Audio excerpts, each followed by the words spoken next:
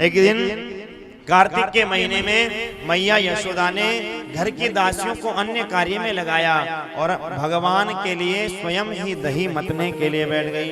क्योंकि भगवान नित्य प्रातः काल उठ करके माखन खाते थे और माखन भी बासा माखन नहीं खाते थे, नित्य रोजाना ताजा माखन ही ग्रहण करते थे, रोज ताजा माखन खाते थे भगवान। मैया यशोदा ने सोचा लाला उठने वाला है और अभी उठेगा तो माखन मांगेगा। सो महाराज दासियों को तो और कार्य में लगा दिया और अपने हाथों से दही बिलोने लगी। इतने में ही लाला की नींद खुल गई। कन्हैया आए, मैया के पास आकर के कहा, मैया मुँह को बड़ी जोर से भूख लग रही है। एक शिशु यशोदानंद गेहिनी कर्मांतर नियुक्तासु निर्ममन्यं स्वयं दधी।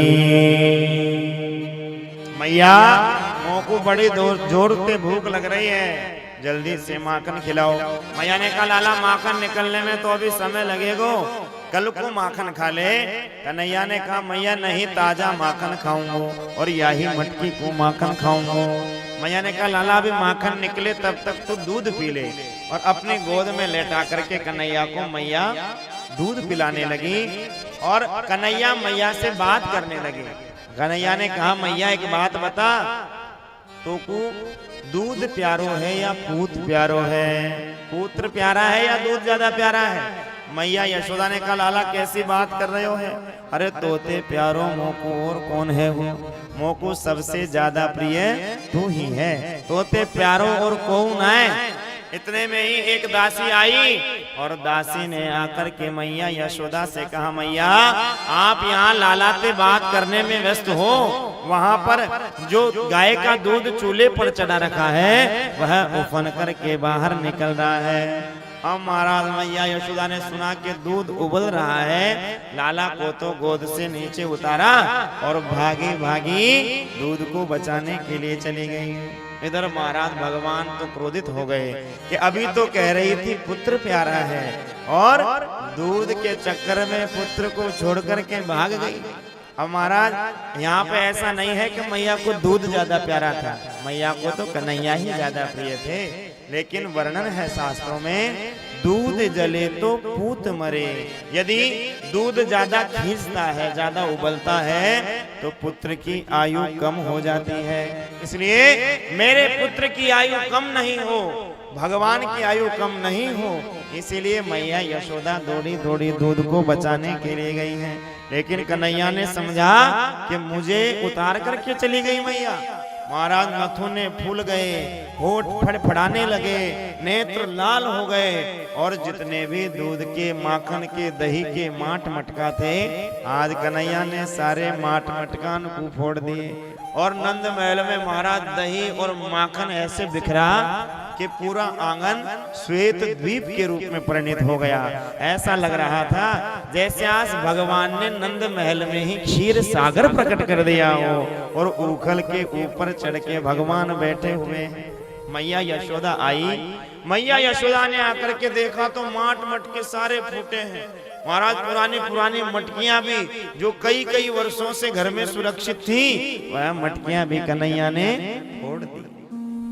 मैया यशोदा ने कहा लाला आज तो कुछ छोड़ूंगी ना है, और छड़ी लेकर के कन्हैया के पीछे मैया दौड़ने लगी और भगवान थर थर कांपते हुए मैया यशोदा के आगे आगे भाग रहे हैं। श्री सुखदेव जी कहते हैं राजन इस दृश्य को एक बार देखो तो सही। अरे जो पूरे विश्व को अपने इशारे पर नचाने वाला,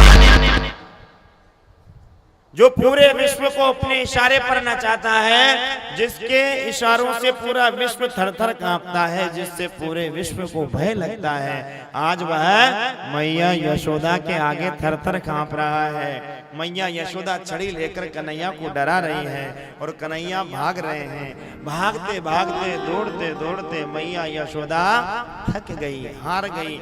मैया यशोदा पसीना पसीना हो गई। जब मैया यशोदा का भगवान ने पसीना पसीनों से लथपथ गाथ देखा, जब पूरा शरीर पसीनों से लथपथ हो गया तो भगवान को ही दया आ गई। मैया थक गई होगी और भगवान एक स्थान पर रुक गए। मैया भी रुक गई। मैया ने कहा लाला नेक मेरे पास आ। कन्हैया ने कहा मैया तेरे पास आऊंगा तो तू पिटाई करेगी मेरी, मुंह को मारेगी।